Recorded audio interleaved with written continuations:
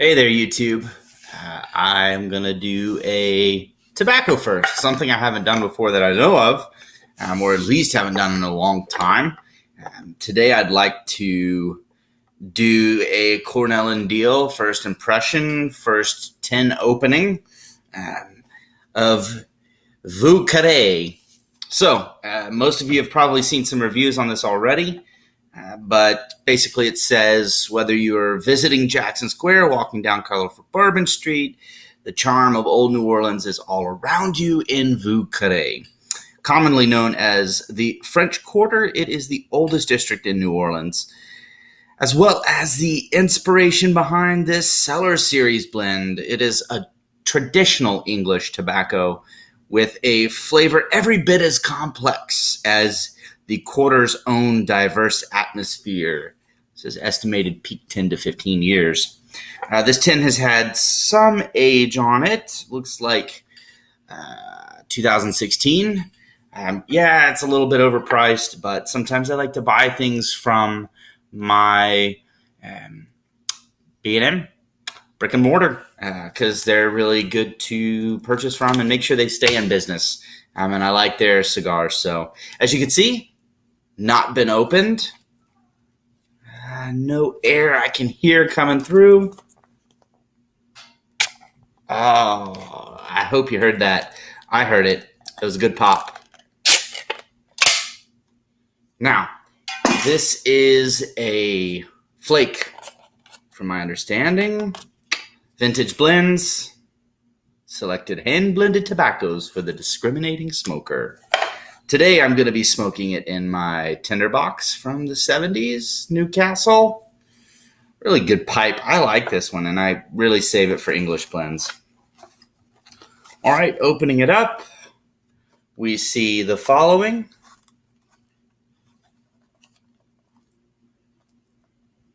Hopefully you can see that. Definitely flakes. Not easily able to grab like a single flake. It's more of broken flake, but still in more of a flake form. But this is kind of what you see.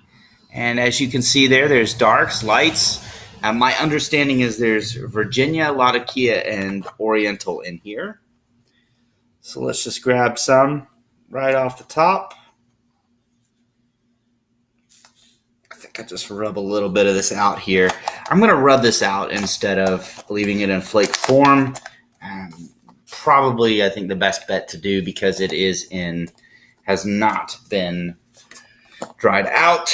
And I kind of want to just get started here. And so what I like to do is just kind of squeeze it together. I would show you, but I'm on my computer. So I just like to kind of squeeze it together, let it kind of unfold. And to be honest with you, it's not in too bad a shape here in regards to the temperature and moisture. There are some drier pieces. Maybe that's because it's been aged a little bit, which is okay. All right, so what I'm going to do is I'm going to set some of this aside here and grab the little bit that you might be able to see when I show you. So a little bit extra flakes left over, real tiny. I like to put those in the middle and then take the broken and put it in the pipe. So the rubbed out, I'm going to put in the pipe. The stuff that's super rubbed out, I'm going to put in between the two layers and make sure I get kind of an easier smoke where I'm not smoking the dust per se into my pipe.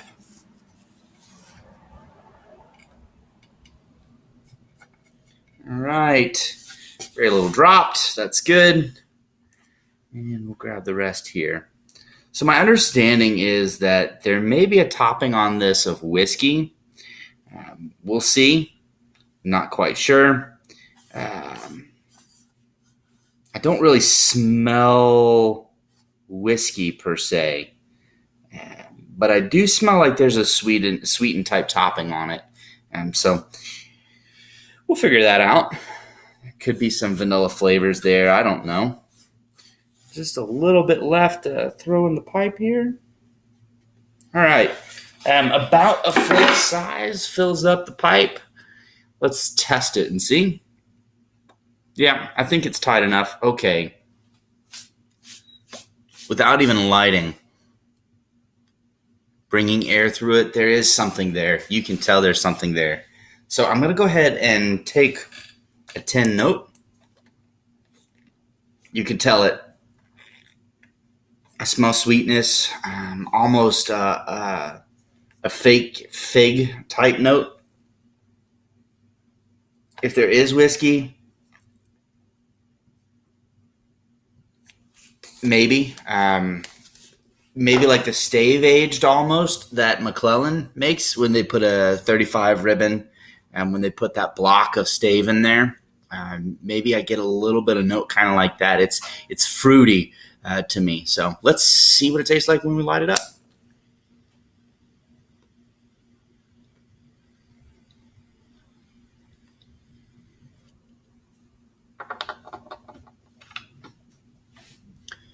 Quite mild.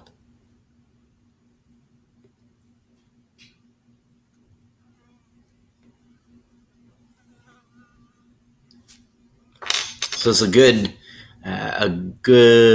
first light. Charring light looks pretty good.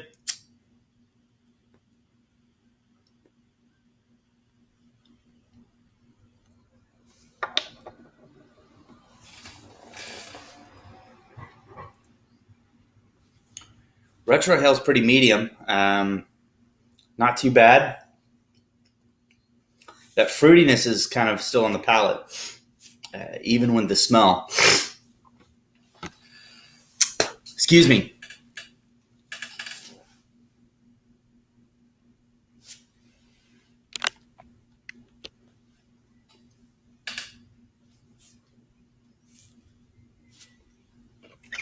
Okay, so right off the bat, there's a fruitiness to it. It's almost like a bourbon, a well-aged bourbon, I would say. Something that has that kind of, the harshness has gone away. You get some of the vanilla, you get the creaminess, you get a little bit of honey, you get a little fruit note to it, almost like a fig or a plum. That's what I'm getting here. It's light, medium-bodied, lots of flavor. I do get the Latakia, but very little. And the Turkish I'm not really getting right now. And the Virginias I do get. That you get that sweetness, but overall I'm getting kind of like this creamy note to it.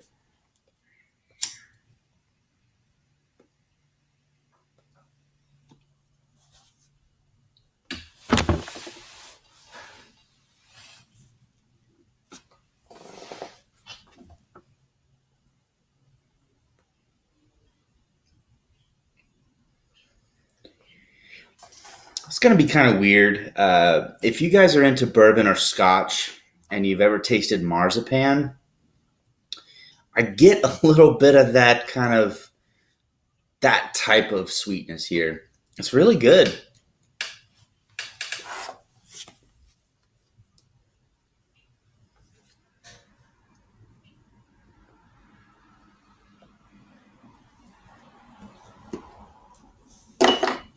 So look, cellaring's good. Pardon all the bouncing. I keep knocking the desk. Cellaring is great. It's like one of the best things I think you could do to age tobacco. But to be honest with you, some tobaccos like this, there's no harshness here. I'm not sure 10 to 15 years is going to be right for this one. If you ask me, I would say about 5 years at max, and it would be at its peak. After that, you may lose some actual flavor in regards to the topping. So if you're looking just to figure out what's the flavor of the Latakia, Virginia, and Orientals, they might meld together well. But I'm not sure that 10 to 15 years is right for this one.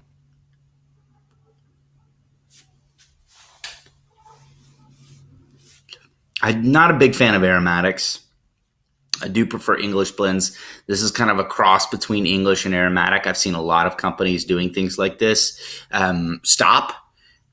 I'm not sure why you're doing it. Maybe try to get people into smoking a lot of Kia. Maybe you're running out of ingredients.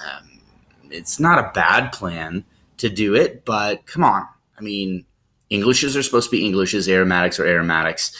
Don't top these. Let me get the flavor of those tobaccos. Maybe it's because this one's a little young right now, but I'm liking it right now. Against my palate, probably out of 5 stars, I would say a 2.5, 3. It's really good. I love Cornell and Deal. I would probably go to the 3 side because it's at the right moisture level at this point, at least for my smoking.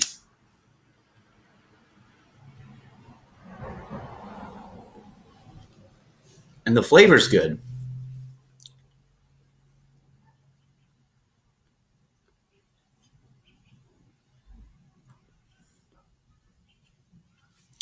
The palate really takes on a little bit more Latakia after the charring light. I like it. I think the scale might go up in regards to how much I like it.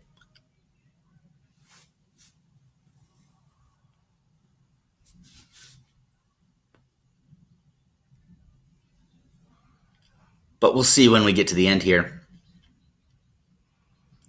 You can definitely tell there's a topping here.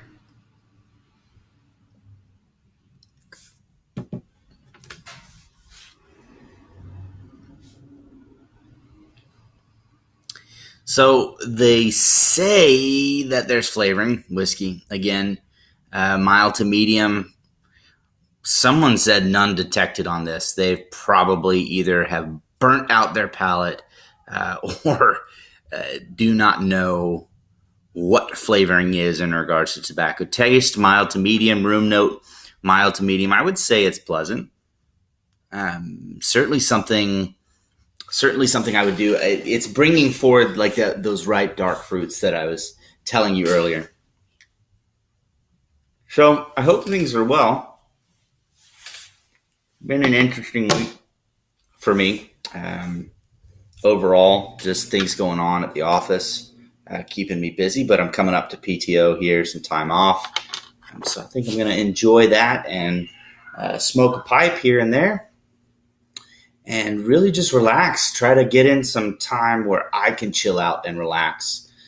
I'm hoping you guys are getting the same chance to do that. You gentlemen and ladies are getting a chance to do that. It's really important to take some time and just focus, realign yourself in regards to being rested and ready for what's to come next.